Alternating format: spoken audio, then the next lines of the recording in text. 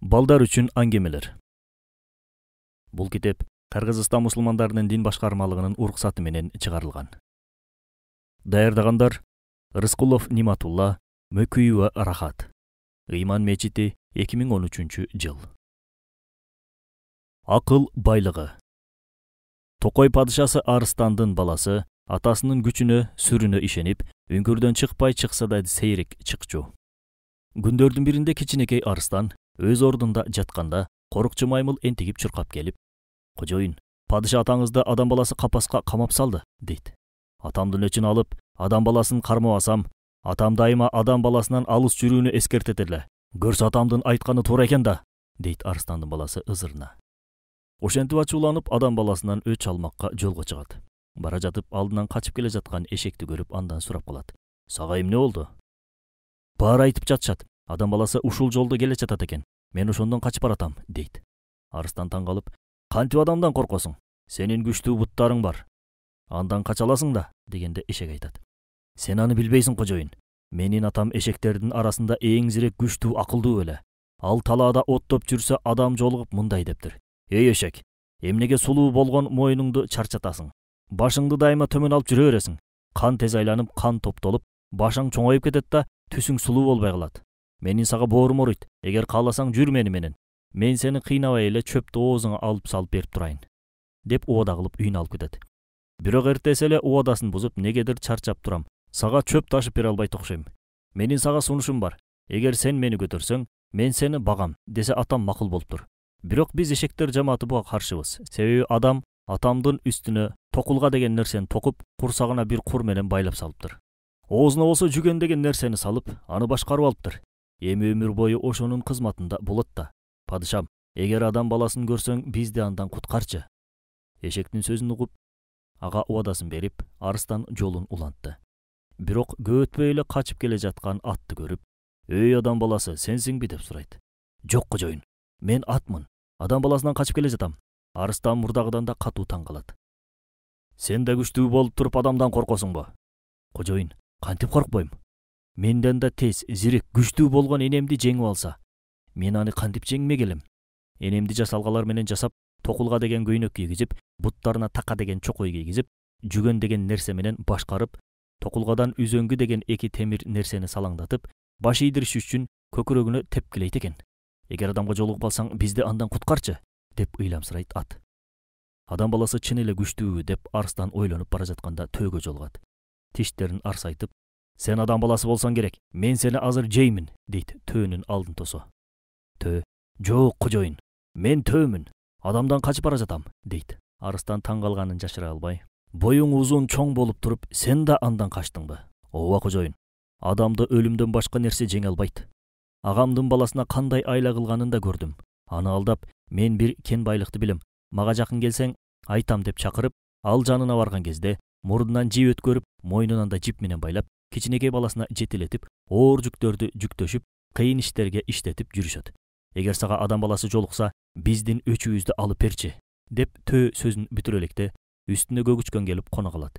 Ал ушунчалык чарчап алсыраган экен, демин да баса албай энтигип: "Падышам, падышам, мен сага адам баласынын үстүнөн арызданганы келдим", десе, Арыстан ачуусу күч алып айкырат: "Жок, бул деген ашыкча. Адам баласы абада учуп жүргөн силерди да койбойбу? Эмне, анын да канаты барбы?" "Жок, кожоюн, анын канаты жок. Бирок акыл деген сыйкыры бар. Ал бизге бир нече күн дан алып келип, алдыбызга чачып кетип жатты. Биз дан чокуп жатканда тийбейт эле. Биз да андан качпайт элек. Бир күнү эле адаттагыдай дан чокуп атсак, үстүбүзгө тор ыргытты. Баары кармалып, мен гана кутулуп чыктым да, сизге арызданганы келдим", деп көгүчкөн капаланат. Арыстан ызырынып, атасынын жана арызданып келген жаныбарлардын өчүн алмакка адамды издеп жөнөйт. Бир маалда токой аралап бара жаткан, колунда көтөргөн баштыгы бар алсыз карыяга жолугат. Арыстан анын алдын тороп: "Адам баласы сенсиңби?" деп кол салууга аракеттенет. "Жок, кожоюн, мен инсанмын", деп айтат карыя. Анын сөзүн уккан Арыстан ачуусун басаңдатып: "Туура айтасың, сен адам баласы эмессиң. Ал сендей алсыз болбош керек эле", дейт. "Адам баласы коркунучтуу, аябай күчтүү. Сөзүң чын", деп карыя Арыстандан кутулуунун амалын издейт. Арыстанды коркунуч басып: "Чындап эле коркунучтуубу? Сен аны көрдүң беле?" деп сурайт. "Ооба, узактан көргөм. Анткени ал катуу кол салат". Анан коркунучу күчөп сөзүн улайт: Эй инсан, сен кайда бара жатасың? Кожоюн, мен токойдон жыгаш чогултуп айбанаттарга үй жасап берем. Ошентип аларды жамандыктардан коргойм. Анткени мен жыгач устамын да. Ошол замат Арыстанга ой келип, үй жасаганың жакшы экен. Анда мага да бир үй жасап берчи. Мен да адам баласынан коргоноюн, деди эле тигил адам күлүп, макул азыр жасаймын деп, жыгач кураштырып капас жасоого киришти. Анын капас жасап жатканын көрүп, Арыстан өзүнчө жылмайып акыл айта баштады. Сен аябай алсыз экенсиң. Сен да адам баласынан коркушуң керек. Ачкада болуп кеттим. Түшкү тамакта жакындап калды. Азыр үйдү бүтсөң, сени жеймин. Карыя капасты жасап бүтүп, Арыстанга карап мындай деди. Үйүңүз даяр болду. Бир кирип көрүңүзчү, сизге чак бекен көрөйүн. Капаска кириши менен каалгасын бекем жапты да, эми мен сага өзүмдү тааныштырайын. Адам баласы мына менмин деди. Ошондо Арыстан алданып калганын билип, ачууланып, үнүнүн болушунча айкыра баштады. Ал эми карый болсо колдорун асманга көтөрүп, "О Алла, мени айбандардан айырмалап акыл бердиң. Куткарганыңа чексиз шүгүр" деп дуа кылды. Айбанаттар салтанаты.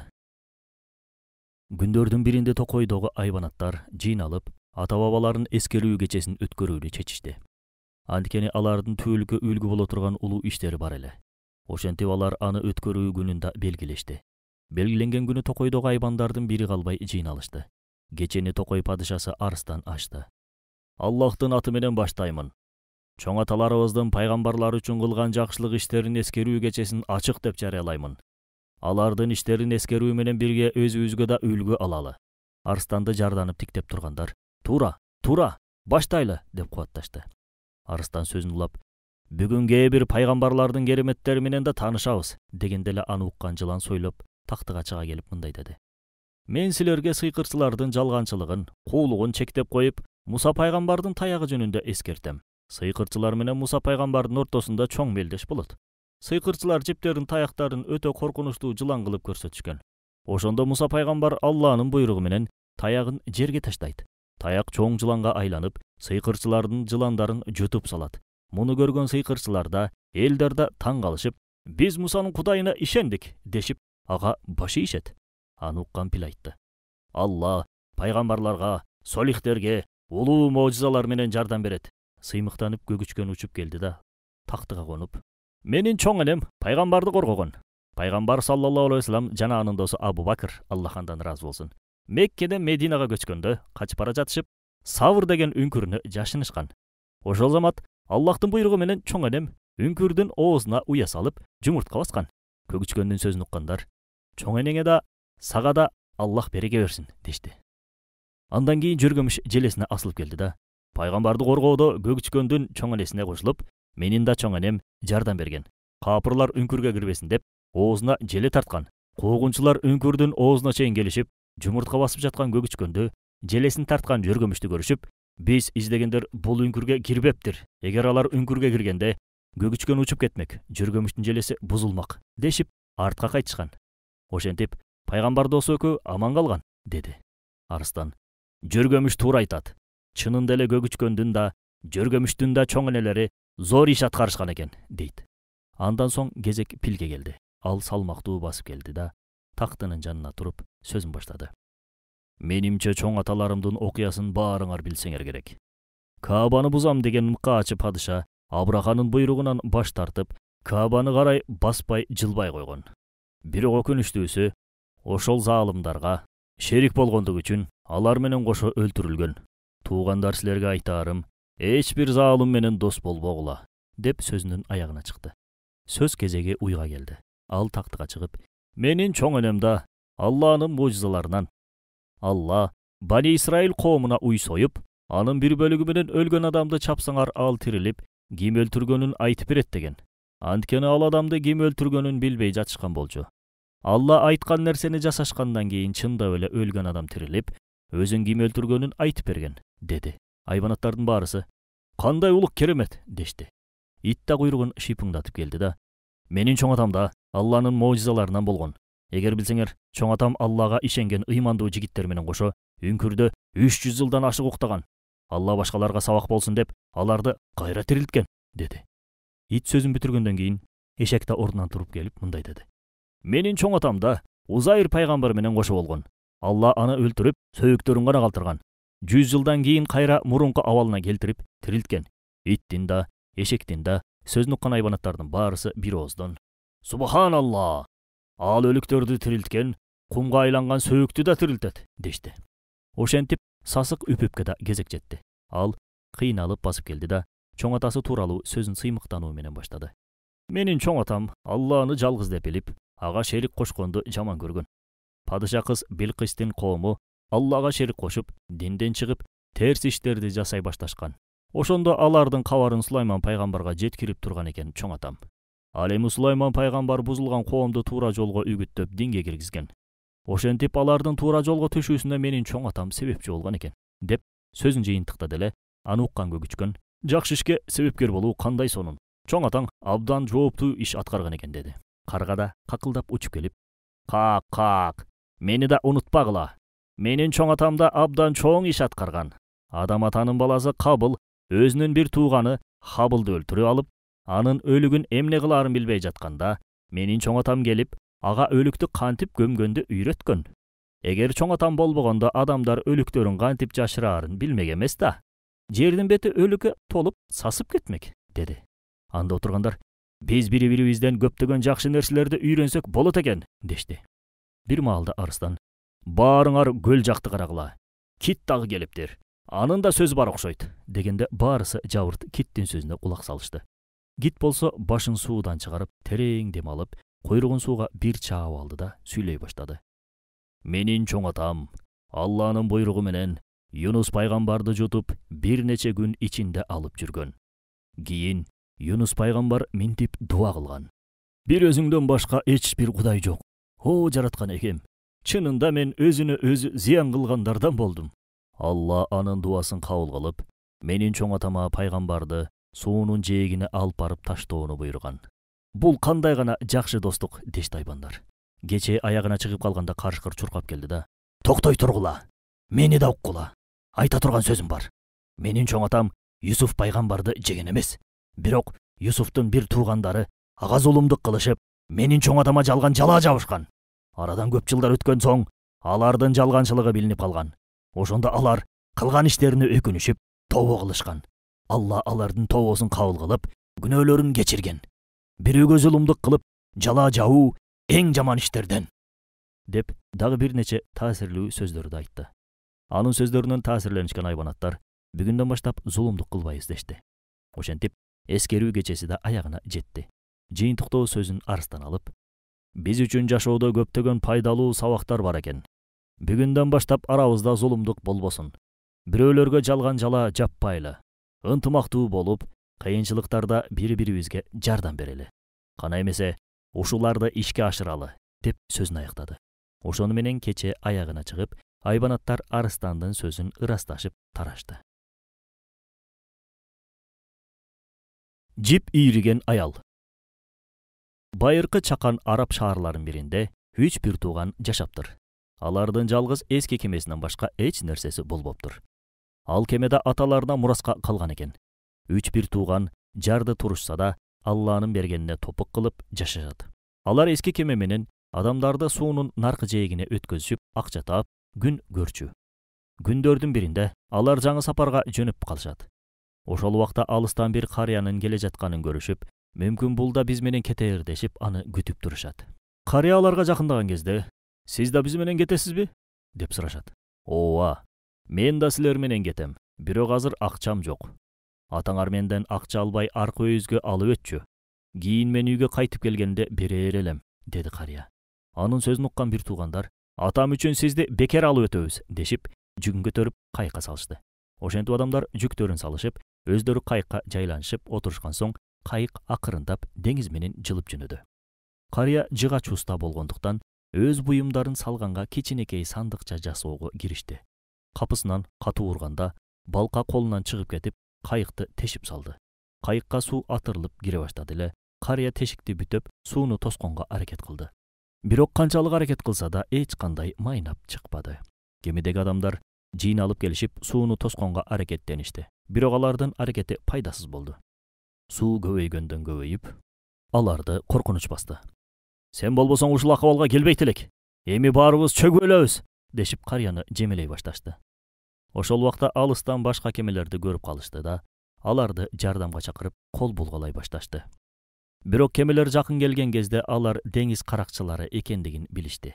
Алар өздөрүнө жолуккан кемелерди тартып алышчу. Деңиз каракчылары кемени көрүп, эскилиги жеткен кайык экен, муну эмне кылабыз, ансыз деле сууга чөккөнү калыптыр дешип, жардам бербестен кетип калышат. Алардан кутулганына сүйүнүшүп, биз Аллахтан жардам сурашыбыз керек. Кандай абалда болсок да Аллага кайрылабыз дешип, кайрадан тешигин бүтөөгө киришти. Алар ошентип суу чыгаруу менен алектенип жатышканда, үстүлөрүндө бир топ куш бир түрмөк жипти талаша башташат. Капысынан эле алар талашып жаткан жип кемеге түшүп калат. Алла улук. Биздин дуабыз кабыл болду. Бул жип тешикти тосконго эң жакшы болот деп, жипти кеменин тешигине тосушту эле, суу ошол замат токтоп калды. Аман калгандарына сүйүнүп турган кезде карыя мындай деди: Аллага шүгүр. Эгер ал дуабызды кабыл кылбаганда баарыбыз чөгүп өлмөкпүз. Колубуздан эч нерсе келмек эмес. Келгиле, Аллага шүгүр кылып сажда кылалы. Андан соң ким канча кааласа акча чыгарып ортого жыйнап, чогулган акчаны Алла үчүн бир жакшылык ишке жумшайлы. Же муктаж адамдарга берели, деди. Анын бул сунушун уккандардын баары жактырышып, ортого акча чогултушат. Чогулган акчаны карыяга алып келип, мына 10 динар чогулду. Эми эмне кылалы дешти. Анда карыя: жээкке чыкканча сабыр кылып күтө тургула. Жээкке жетсек, муктаждарга таркатабыз. Же бир жакшылык ишке жумшайбыз, дейт. Ошентип кеме жээкке да келип жетти. Ошол суу жээгинде кайгырып ыйлап отурган бир аялды көрүшөт. Карыя басып келип: эмнеге ыйлап жатасың деп сурайт. Аял мындай дейт: менин кичинекей балдарым бар. Мен жип ийрип базарга сатам да, ошол акча менен балдарымды багам.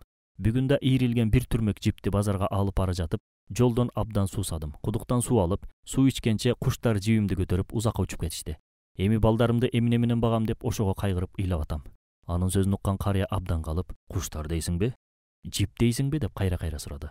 Карыя анан жылмайып күлүп: базарда канчадан сатат элең? 1 динарга сатып, ошол акча менен бир жума балдарымды багат элем. Болду, ыйлаба, жүр мени менен, деп карыя аялды ээрчитип кеме тарапка барды.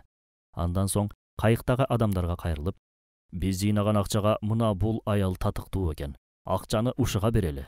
Бергилер абдан таңданышып: эмне үчүн дешет. Жанагы бир түрмөк жиптин ээси ушул аял экен, деп түшүндүрөт карыя. Баарысы дагы да таң калышат. Түрмөк жиптин ээсиби? Кандайча? Карыя аларга карап: кана, бүгүнкү окуяны айтып берсең дегенде, ал ийриген жибин куштар көтөрүп кеткендигин айтат. Анын сөзүн уккандан кийин кемедегилер: сен биздин өлүмдөн аман калганыбызга себеп болдуң. Ушул акчага сен татыктуу экенсиң, дешет. Жыйналган акчаны аялга беришип, баары ыраазычылык билдиришет. 10 динарбы? Бул деген көп акча да. Аллага шүгүр, дейт аял. Анда берки адамдар күлүп, жүздөрүндө бактылуулук белгилери байкалып турду. Бир аздан соң алар өз шаарларына кайтышты. Ал эми карыя: Алла жардам берсин, деп кол булгалап жээкте кала берди.